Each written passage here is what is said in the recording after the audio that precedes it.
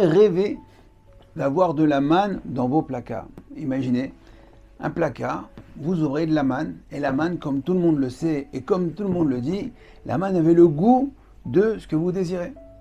Vous voulez le goût du thon, fricassé, pizza, sushi, pkeila, couscous, dafina, bref, ce que vous voulez, la manne prend le goût de ce que vous voulez. Un rêve. Au lieu d'aller faire les courses, de vous balader dans les rayons, chercher ce qui manque, un rayon, un centre commercial entier avec de la manne, vous prenez, vous chargez. Ah, c'est le goût du coca, de ce que vous voulez. Et en plus, une nourriture qui était absorbée par le corps, il n'y avait même pas besoin d'aller aux toilettes. Donc une nourriture que Kadosh Baruch Hu a gratifié les bénis d'Israël, une nourriture extraordinaire, une nourriture divine. D'ailleurs, il faisait la bracha, Amotzi lechem min hashamayim, un pain qui descend directement du ciel et non pas comme nous on fait, Amotzi lechem min haaretz. Et quand bien même on voit dans la paracha de cette semaine, parachat Be'alotra, des bénis Israël, Rabotai, qui vont se plaindre. Ils vont se plaindre, ils vont dire non, non, nous on veut de la viande. On veut de la viande. On veut retrouver la nourriture qu'on avait en Égypte, le poisson que les Égyptiens nous donnaient gratuitement. Ils vont se plaindre.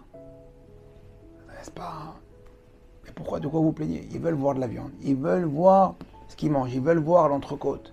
Ils veulent voir le fricassé avec le thon qui dépasse, la slata. Ils veulent voir ça. Ils veulent plus manger du coton, même si ça a le goût de ce qu'ils désirent. Alors, ce qui est surprenant, c'est que dans le texte, les bénis d'Israël disent on veut retrouver la nourriture que les Égyptiens nous donnaient gratuitement, ce qu'on mangeait gratuit en Égypte. Alors tout le monde pose la question, Rashi pose la question, il dit mais gratuitement, il dit, les Égyptiens ils leur donnaient pas de la paille pour faire des briques, ils vont leur donner à manger, ils vont leur donner du poisson, ils vont leur donner de... Qu'est-ce que ça veut dire gratuitement? Alors, on ne parle pas ici d'argent, on parle de mitzvot. Parce que la manne, d'accord, c'était en contrepartie. La manne, Ramim disent qu'elle arrivait chez les personnes selon leur niveau de tzidkout, c'est-à-dire selon leur niveau spirituel. Chez les tzadikim, les gens qui se comportaient bien, ils ouvraient la porte et la manne était devant leur porte. Celui qui était un petit peu moins tzadik, il devait aller au bout de sa rue. Et voilà, au fur et à mesure, plus la personne elle est tzadik, plus c'est près, moins elle est tzadik, plus c'est loin. Et donc, en fin de compte, ils ne voulaient plus vivre avec cette pression. Alors, pour mieux comprendre, il y a une histoire extraordinaire à Machal que raconte le Rav Levinstein qui a entendu de son Rav Karlinstein qui a entendu de son Rav, le Rav Jvodron, et maintenant je vais vous la raconter, Bezrat Hashem, Bessiat Anishmaya, pour s'imprégner un petit peu de ce que vivaient les bénis Israël. Alors, c'est l'histoire d'Itzik. Itzik, c'est un tzaddik. Itzik, c'est un tzaddik qui se lève le matin, 3h du matin, il va à la synagogue, bien avant le net, 1 heure ou 2 heures avant le net. Il a un seder. Il étudie, Roklé Israël, et il lit des Télim, un peu de Halacha, un peu de Zohar. Ensuite, il va au mikvé. Il loue à Kadosh Baruch Hu, Talit, Tfilin, une tfila extraordinaire. Après la tfila, il a encore un autre petit seder de Mishnah. Et il étudie. Puis il rentre à la maison. Sa femme, la tzadékette, il arrive, le petit déjeuner est prêt. Il prend cette manne, il bénit, Baruch Ata Hashem, Amotzi, Lechem min hashamayim, et il mange. Sa femme le regarde. Voilà, juste avant de repartir au kollel, une vie extraordinaire. Baruch Hashem, Itzik, un tzadik. Et voilà, Baruch Hashem, c'est son quotidien, un vrai ouvdé Hashem. Il sert à Kadosh Baruch Hu dans la joie, dans la sérénité, dans le shalom. Un matin, comme tous les matins, il arrive à la maison. Il se dirige. Il voit personne. Bon, alors il se dirige, il va faire un Netilat Yadayim parce qu'il a confiance en sa femme. Il sait que le petit déjeuner est prêt. Il va pour faire un Netilat Yadayim. Il commence à verser l'eau. Il va pour lever les mains et faire la bracha. Sa femme il dit non, non, non, non, non. Ne fais pas la bracha. Hein? Pas de bracha. Non, non, fais pas de bracha. Aujourd'hui, il n'y a rien à manger. Il n'y a rien à manger. C'est pas possible. Rien. Ce matin, ici, on n'a rien reçu. J'ai ouvert la porte de la tente. Rien, on n'a rien reçu. J'ai regardé à droite, à gauche, rien.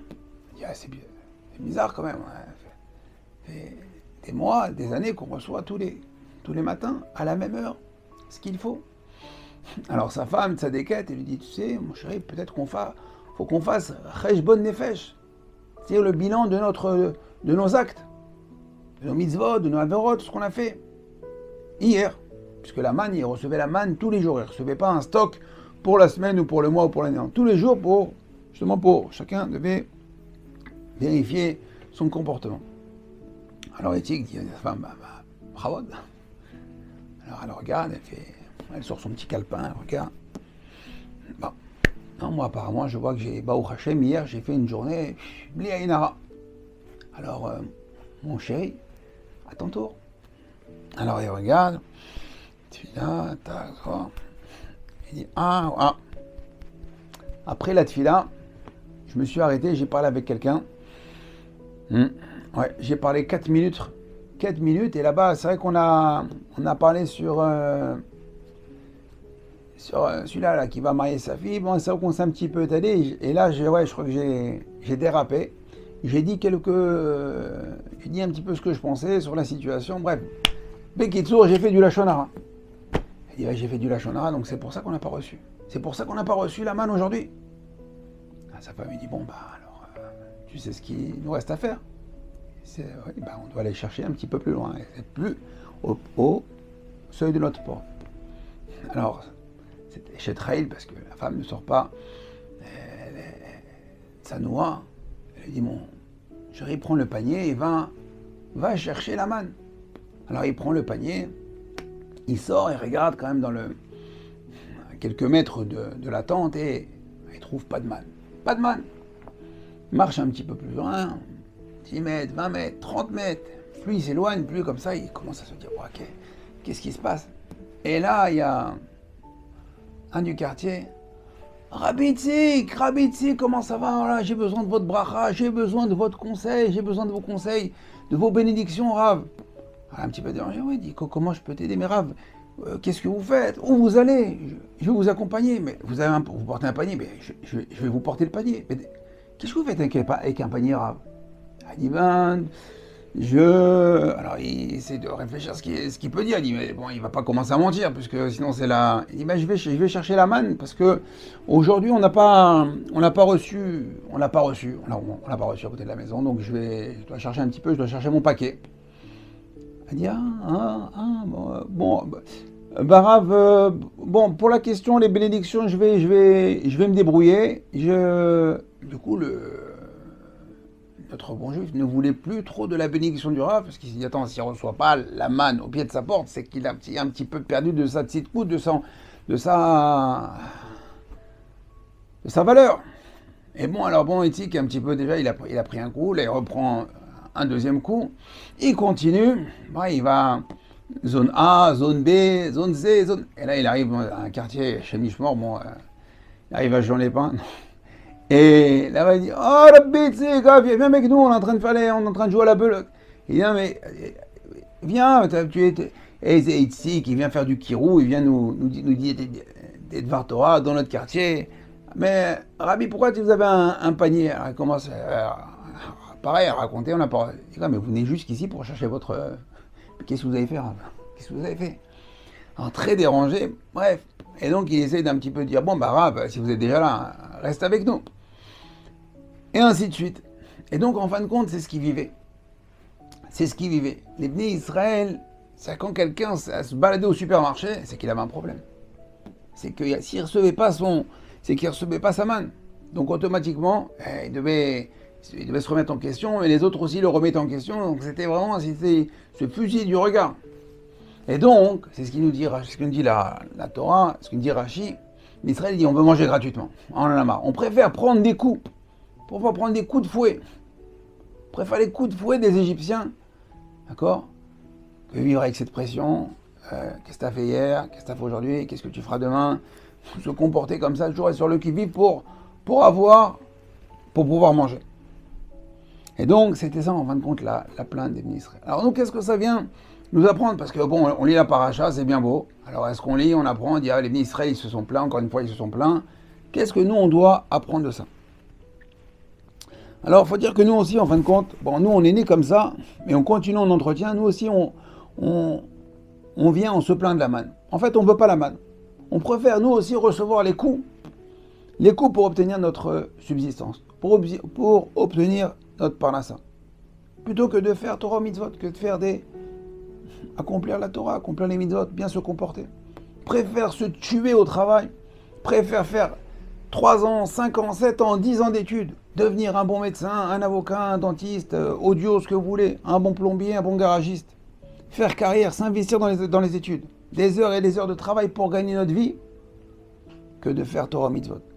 Regardons notre vie à la gagner. On doit se poser la question, combien nous coûte l'argent que l'on gagne? Combien on est prêt à s'investir, à perdre du temps et toute notre vie, d'accord, pour gagner de l'argent? Alors qu'il existe une autre solution. Il existe une solution que la Torah nous a dictée, comme on a eu il y a quelques semaines, il y a 1 ou 2 semaines, Parashat Bechukotai, Veim Bechukotai Telechu, si vous marchez dans mes lois, dans mes préceptes, alors je vous promets la pluie en son temps. Kadosh Baruch Hu nous offre un panel, une ribambelle de brachot. Ne vous inquiétez pas, je m'occupe de tout. C'est moi qui m'occupe. La nourriture, la parnassa, c'est pour moi. Et nous, qu'est-ce qu'on fait? Qu'est-ce qu'on lui répond? Ah non, c'est bon, Kadosh Baruch Hu, c'est bon, c'est bon. Bon, on se débrouille, tu sais quoi, je vais travailler moi-même. Je vais travailler moi-même. Ok? Et l'étude? Il dit Hachem Yazor. Il y a pour étudier, ce qu'Akadosh Baruch Hu nous demande, on dit Hachem Yazor, Hachem il va nous aider. Est-ce que pour la parnassa, Akadosh Baruch Hu c'est lui, je vais m'occuper de ça? Il dit non. C'est bon, moi je m'en occupe. Et moi je m'occupe de mon gagne-pain, Akadosh Baruch Hu, toi tu t'occupes de mon côté spirituel. En fait, c'est le contraire. Il faut le contraire. Et en fin de compte, en nous investissant dans le travail, dans le monde du travail, en fait, on veut cacher notre honte. On veut cacher notre niveau spirituel.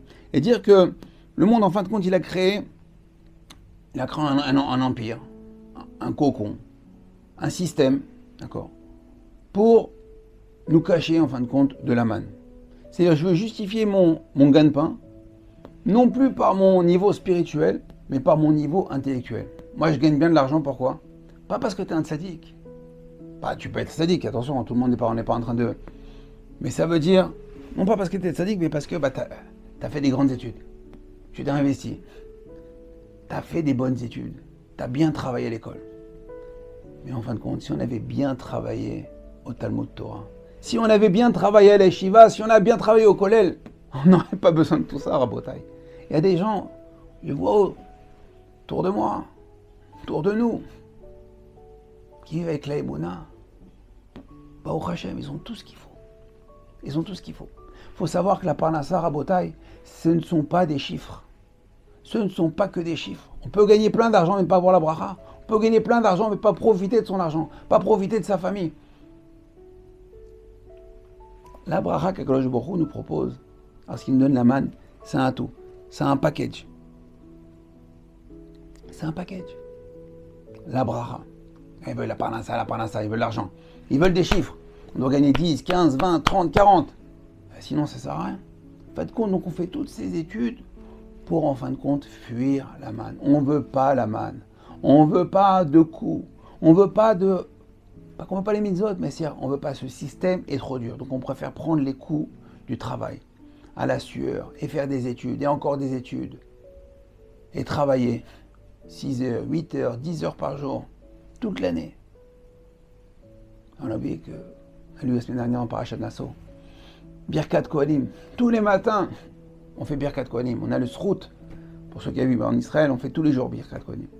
Yevarechecha Hashem veishmecha. Yevarechecha Hashem. Qu'est-ce qu'il nous dit Rashi? L'argent. L'argent, Kadosh Baruch Hu va te bénir. Il va t'envoyer ta subsistance. Veishmerecha. Il va te garder, il va te préserver. Il va garder ton argent. Ça veut dire que non seulement il va te faire gagner de l'argent et tu vas en profiter. Mais c'est sûr que c'est conditionné. Tu te comportes bien. Tu envoies. C'est donnant, donnant.